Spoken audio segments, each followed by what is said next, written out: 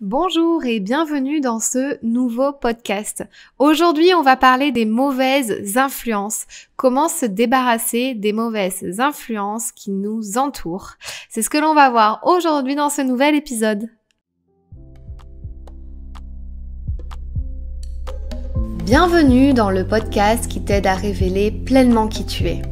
Je suis Fanny, coach en accomplissement personnel. Ma mission est de t'aider à gagner confiance en toi, en estime de toi, à gérer ton stress et tes émotions, mais aussi à vaincre tes peurs pour passer à l'action. Chaque semaine, j'aborde des sujets dans le développement personnel qui t'aideront à t'épanouir et à révéler pleinement ton potentiel. Dis-toi que tout est possible, il suffit juste d'y croire.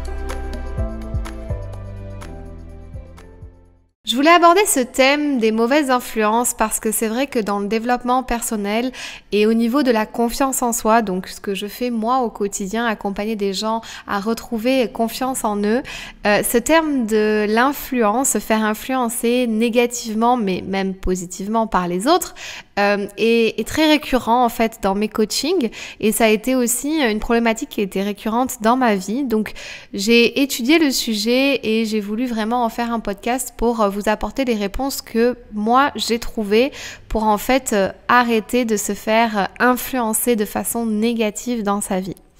Alors, se faire influencer par les autres, ça peut être très problématique pour son propre épanouissement et surtout si c'est un schéma répétitif et que c'est récurrent et qu'on ne vit que dans l'influence par les autres. Pourquoi se fait-on influencer ? En fait, j'ai analysé plusieurs réponses à ça. La personne en face de nous à qui on est en train de parler, donc a la capacité de nous convaincre de ses propos. Elle a des grosses capacités de persuasion. Aussi, ce que j'ai analysé, c'est que en fait, on n'aurait pas franchement d'avis sur le sujet qui est en train de se passer là, se débattre, ou alors sur une situation en particulier, on n'a pas vraiment d'avis, même si moi je pense qu'au fond on a tous des avis, mais voilà, sur le coup vous vous dites j'ai pas forcément d'avis, donc on prend un parti ou on fait une action en se demandant pas si on est en accord et donc on suit juste les autres. Et la dernière chose, c'est parce qu'on manque de confiance en nous, mais ça vient aussi avec ce que je viens de vous dire juste avant, parce que quand on n'a pas franchement d'avis, c'est qu'à un moment donné, on n'a pas assez développé notre confiance en nous, on ne sait pas exactement ce que l'on vaut, et donc on a des avis sur rien. Et donc on se laisse influencer. Alors j'exagère un peu en vous disant ça, mais il y a une petite partie de vérité quand même. Et puis du coup, on vit à travers les autres, au lieu de vivre pour nous en se demandant ce que nous on en pense et ce que nous on voudrait faire, et à la place de ça, on se laisse influencer, presque manipuler par les autres. Me concernant, j'ai été assez influencée par les autres, notamment parce que je voulais avoir des choses que les autres possédaient en fait et qui m'attiraient. Mais en fait, je me suis jamais demandé si en fait ça allait me correspondre à moi d'avoir ces choses-là, de posséder ces choses-là ou de faire ces choses-là. Par exemple, un exemple tout bête, mais je voulais avoir plus confiance en moi. Quand je voyais des nanas qui avaient super confiance en elles, je voulais avoir confiance en moi, je voulais avoir la reconnaissance. Mais en fait, je me demandais pas si au fond c'était fait pour moi, quoi. Il y a des choses, évidemment, la confiance en soi, c'est mieux quand on l'a, mais il y a des choses que j'aimerais pas vivre, en fait, parce que les nanas que j'admirais, qui pouvaient avoir beaucoup de reconnaissance, en fait, il y a des choses aujourd'hui que j'ai pas forcément envie d'avoir et qu'elles ont dans leur vie. Et du coup, moi, j'avais fait un paquet complet en me disant, mais c'est ça que je veux, quoi. Et donc, je me laissais influencer par tout ça en essayant de reproduire, en essayant de faire pareil et en ne me demandant pas si c'était fait pour moi ou pas. Et le problème, c'est que quand ça a été... Alors là, ça pouvait être des influences positives, donc c'était quand même plutôt mieux que des influences négatives. Le problème, c'est que quand c'est une influence négative, une mauvaise influence, et que en fait, je me laissais quand même embarquer, eh bien, je me suis retrouvée dans des situations dans lesquelles je ne me reconnaissais pas, où je voulais pas en arriver là. Et en fait, je me suis vraiment mise en danger. J'insiste vraiment sur ce mot parce que c'est ce qui a pu se passer, notamment lors de soirées. Voilà, j'ai fait des choses que j'aurais pas dû forcément faire parce que je me suis laissée influencer en soirée, j'ai suivi la vague, j'ai suivi les autres, j'ai suivi les amis et puis il y a des expériences que j'aurais pas dû forcément, enfin que je n'aurais pas vécu si j'avais été avec d'autres personnes ou si j'avais été toute seule. En fait, aussi, pour vous donner un autre exemple, à un moment donné de ma scolarité au lycée, en fait, j'ai eu des mauvaises fréquentations. Bon, j'avais de très bonnes fréquentations, puis à côté, j'avais des fréquentations un peu moins bonnes. Et les personnes que je fréquentais, bah, elles avaient l'air confiantes, elles avaient pas de peur, elles avaient l'air de pas avoir de crainte sur la vie, sur les choses, de pas avoir de limites, elles pensaient que tout était possible. Puis ben un jour, on avait la pause déjeuner et avant de reprendre les cours, ben ces personnes-là avec qui j'étais se mettaient à voler des petites choses dans les magasins, etc. Et puis je me suis mise un petit peu à faire comme elles. Et parce qu'il y avait, je pense, ce besoin de se faire accepter dans le groupe pour être validée. Et en fait, malgré que moi j'ai eu une certaine éducation, malgré le fait que je savais que c'était pas bien, qu'il fallait pas faire ça, et en plus que j'avais vraiment pas besoin de voler, quoi, je me suis quand même faite influencer. Donc évidemment, on a tous une période où on teste certaines limites à différentes échelles. C'est normal, on va tous en passer un petit peu par là. On va tous se faire un petit peu influencer, même de façon négative, surtout dans l'adolescence. Mais la vraie question à se poser, maintenant, voilà que vous êtes arrivé à un âge de plus ou moins rentrer en introspection avec vous-même, de savoir vous questionner et vous dire « Ok, est-ce que moi, je suis en accord avec ça? Est-ce que moi aussi, je veux être cette personne ?» Et en fait, moi, j'ai eu un électrochoc parce que quand je me suis fait influencer dans ces soirées-là, j'avais 24 ans, je me suis vraiment largement fait influencer par mon groupe d'amis et mon copain notamment de l'époque, sur les choses que, voilà, j'aurais pas dû tester. Et je sais que c'est pas facile du tout, parce que je l'ai vécu. Et là, je parle vraiment aux gens qui se font influencer de manière négative, qui savent que c'est négatif, mais qui se disent « mais j'ai pas le choix en fait ». Et c'est pas une question de pas avoir le choix, c'est une question que vous prenez pas assez de recul sur la situation et que vous avez peur d'être rejeté. Donc là, on est dans la peur du rejet. Et du coup, moi, je l'ai vraiment vécu. Donc je sais vraiment de quoi je parle, c'est-à-dire que j'ai voulu me plier, voilà, à ce qui se passait dans le groupe, aux choses que les personnes faisaient, etc. Parce que j'avais pas envie d'être rejetée, j'avais envie d'être acceptée, validée. Et puis, quand j'ai décidé de reprendre enfin les rênes de ma vie parce que c'était trop ces situations-là pour moi, j'ai travaillé sur moi, j'ai commencé à m'ouvrir à d'autres choses, à côtoyer d'autres personnes, des personnes qui étaient beaucoup plus positives et j'ai travaillé notamment sur l'influence des autres par rapport à moi. Ça a été un gros travail dans mon développement personnel. Quand on se fait influencer positivement, c'est moins dangereux, évidemment, c'est ce que je vous disais tout à l'heure, parce que quand on s'inspire d'un mentor ou de personnes que l'on admire, c'est mieux, c'est quand même bien, c'est plus positif. Mais au fond, la question, est-ce bien nous? Comment peut-on faire pour vivre sans aucune influence en fait? Est-ce que c'est déjà possible? C'est la question que je me suis posée et que je me pose toujours. Moi, je pense que non. On est toujours en train de vivre sous influence de tout, dans les réseaux sociaux, les magazines, les pubs, etc., les films. Tout ça, c'est de l'influence. Donc voilà, maintenant, c'est comment se sortir des vraies influences négatives qui vous entourent. Je voudrais aussi faire le parallèle avec le négativisme et les gens négatifs, parce que pour moi, il y a vraiment ce parallèle-là à faire. Les personnes qui ont une mauvaise influence, c'est des personnes qui peuvent avoir des blessures. Des blessures qui remontent à l'enfance et aussi une éducation qui a fait que du coup, elles deviennent des personnes qui font des choses qui ne sont pas forcément acceptées dans les normes sociales et du coup, elles entraînent tout le monde sur leur chemin. Donc ça, c'est des personnes qui ont souffert, qui ont des blessures. Et donc, elles peuvent être d'une certaine influence sur certains sujets pour d'autres personnes. Mais il y a aussi les gens négatifs. Les gens négatifs dont on s'entoure, en fait.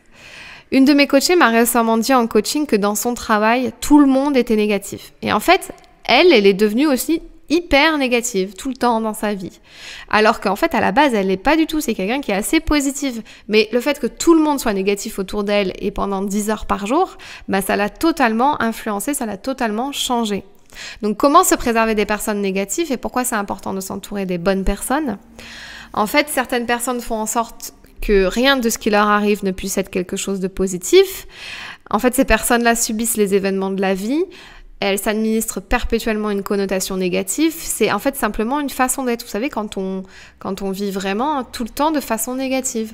On rentre dans la voiture et puis on va directement s'énerver parce que ça va pas assez vite, parce qu'il y a des bouchons, parce que les gens traversent n'importe comment, parce qu'il y a des vélos. Ça, c'est des personnes qui sont automatiquement dans un automatisme négatif. Une grande majorité des gens qui sont négatifs et qui peuvent même être agressifs, ils ont appris à ancrer ces caractéristiques dans leur personnalité. Et en fait, c'est un état d'esprit qui leur est devenu confortable. Ils savent pas faire sans. Pour eux, c'est automatique en fait. C'est confortable même d'être négatif. Et les personnes négatives, sont un peu, je les appelle des vampires parce qu'elles se nourrissent de l'énergie des autres en fait. Et la plupart du temps, elles sont agressives et toxiques pour elles-mêmes. Mais bien évidemment pour leur entourage également. Les personnes négatives réussissent à influencer nos humeurs et ainsi nous influencent nous directement. Qu'elles en soient conscientes ou pas. La plupart du temps, elles en sont inconscientes en fait de ça. Si vous souhaitez être une personne positive, entourez-vous de personnes positives. Déjà, remarquez que vous êtes dans un environnement négatif. Les pensées négatives, c'est comme un virus. Ça se propage très rapidement. C'est pour ça que le cas de ma coachée dans son travail, elle n'arrive pas à s'en sortir parce qu'en fait, ça a été un cercle. Et tout le monde est négatif du coup maintenant. Et elle par la même occasion. Ça se propage très rapidement, la négativité. Et le dernier point que je voulais faire avant de vous donner 5 clés pour arrêter de se faire influencer de façon négative. Même si parfois on pense que l'on va se faire influencer positivement, des personnes très positives peuvent nous influencer dans le sens négatif pour nous. En fait, j'ai remarqué ça quand j'étais plus jeune et quand j'ai fait pas mal de choses que j'aurais jamais faites si j'avais pas été influencée. En fait, le côté super cool, le côté soirée, le côté jovial, le côté tout le monde est heureux, tout le monde fait de l'humour, etc.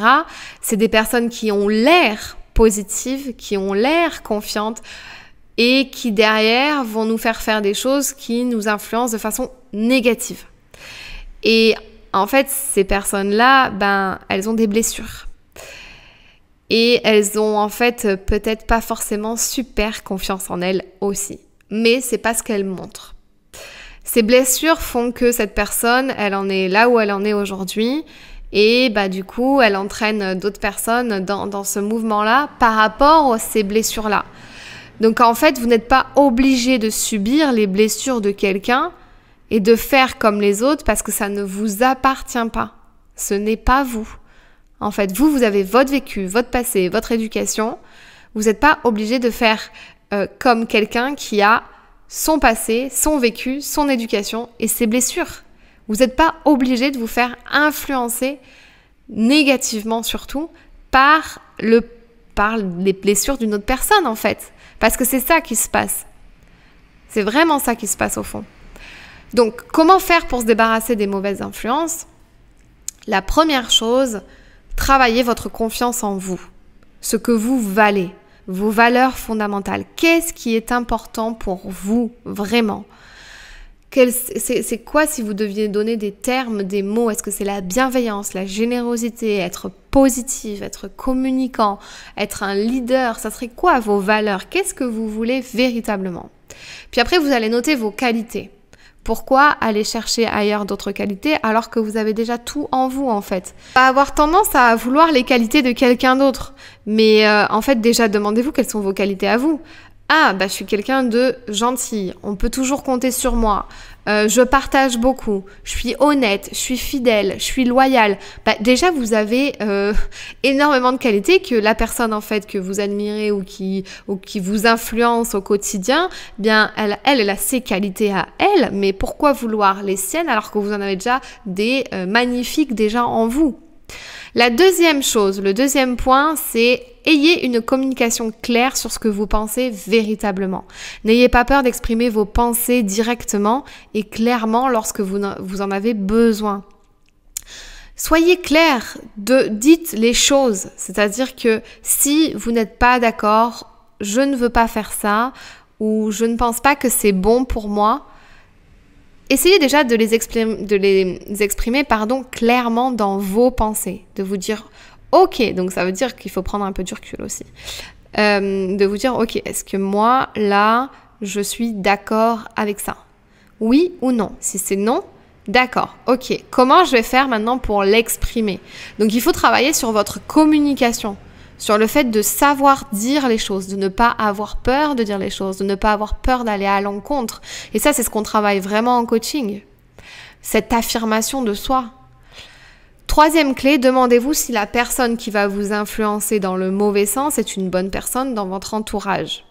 Il est important que vous compreniez que c'est primordial d'écarter les individus toxiques de votre vie, autant que vous le pouvez. Vous devez vous protéger de ces personnes qui ne sont souvent pas satisfaites de leur vie et qui vous influencent négativement. J'ai fait une vidéo sur les relations toxiques pour savoir si en fait vous avez des relations toxiques dans votre entourage. Je vous conseille vraiment d'aller voir cette vidéo sur YouTube. Elle est aussi sortie en format podcast sur Révèle ton potentiel. Donc je vous invite à aller écouter pour savoir si vous êtes à l'intérieur d'une relation toxique, que ce soit en couple ou alors dans l'environnement familial, amical, etc. Quatrième clé, apprenez à dire non. N'oubliez pas qu'il n'y a pas de mal à dire non en fait, tant que vous le dites poliment et de façon positive. En fait, c'est apprendre à poser ses limites, à dire non quand vous pensez non. Et là, je vous renvoie au podcast que j'ai sorti il y a quelques semaines, sur comment poser ses limites avec les autres. Cette histoire de savoir dire non, c'est savoir poser ses limites avec les autres. Mais pour ça, il faut pas avoir la peur de se sentir jugé, pas la peur de se sentir rejeté. Donc tout ça, il faut que vous fassiez le travail que je vous ai dit dans la première clé. Travaillez sur vous, travaillez votre confiance en vous et pour vous débarrasser de vos peurs. Voilà, je vous invite vraiment à aller écouter ce podcast sur comment poser ses limites. Il est disponible sur toutes les plateformes et sur YouTube également. La cinquième et dernière clé, demandez-vous si vous êtes en recherche de l'approbation des autres. Est-ce que vous avez besoin d'être validé par les autres si vous faites ça ou ça? Lorsque vous ressentez le besoin d'obtenir l'approbation de quelqu'un, demandez-vous qu'est-ce que vous voulez exactement en fait, parce que ça cache quelque chose. Vos objectifs et vos désirs sont importants et c'est très bien si quelqu'un d'autre n'est pas d'accord. Et ça va vous permettre de mieux vous affirmer et d'avoir votre personnalité. Vraiment, demandez-vous, ok, là je suis en train de chercher l'approbation des autres, mais pourquoi en fait ça cache quoi? Ça cache ma peur d'être rejetée. Ok, est-ce que je vais vraiment être rejetée si je ne suis pas en accord avec cette personne, si j'arrête de me faire influencer à partir d'aujourd'hui? C'est toutes ces questions-là que vous devez vous poser, mais ça demande un travail d'introspection. Et c'est bien pour ça que vous vous intéressez au développement personnel, c'est pour pouvoir faire ce travail d'introspection et de vous poser des questions et de prendre du recul sur votre situation. Ces 5 clés vont vous aider à révéler vraiment votre propre personnalité, à vous révéler tel que vous êtes à l'intérieur et à révéler votre plein potentiel. N'hésitez pas à me dire si ce podcast vous a plu en laissant un petit commentaire sur YouTube ou sur Apple Podcast ou en venant me voir directement sur les réseaux sociaux pour me dire que vous avez apprécié ce podcast qui vous a quand même donné quelques clés. Ça me fera toujours plaisir de savoir ça. Je vous dis à très bientôt pour un tout nouvel épisode de podcast. Si ce podcast t'a plu, je t'invite à t'abonner ou à mettre 5 étoiles ou un like. Et tu peux aussi le partager à tes amis. Tu peux me retrouver sur tous les réseaux sociaux sous le nom de Fanny l'Esprit Coach. Si tu as des questions ou des sujets que tu aimerais que j'aborde, n'hésite pas à m'écrire. À très vite dans un tout nouveau podcast.